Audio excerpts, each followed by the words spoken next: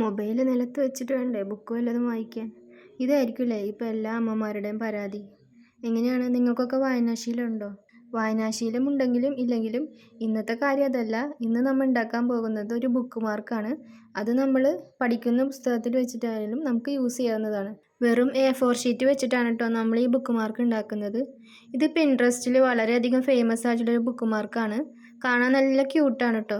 കാണാനുള്ള ലുക്ക് പോലെ തന്നെ ഇത് ഉണ്ടാക്കാനും എളുപ്പമാണ് കേട്ടോ. A4 ഷീറ്റിൽ പാറ്റേൺസ് വരച്ചിട്ട് അത് കട്ടിയുള്ളൊരു പേപ്പറിൽ ഒട്ടിച്ചു കൊടുക്കുക. പേപ്പർ കോപ്പി ആപ്പ് വെച്ചിട്ട് ഹാർട്ട് വരച്ചെടുക്കുക, അത് കട്ട് ചെയ്തെടുക്കുക. അതിനുശേഷം നമുക്ക് കുറച്ച് അലങ്കൊലപ്പണികളാവാം.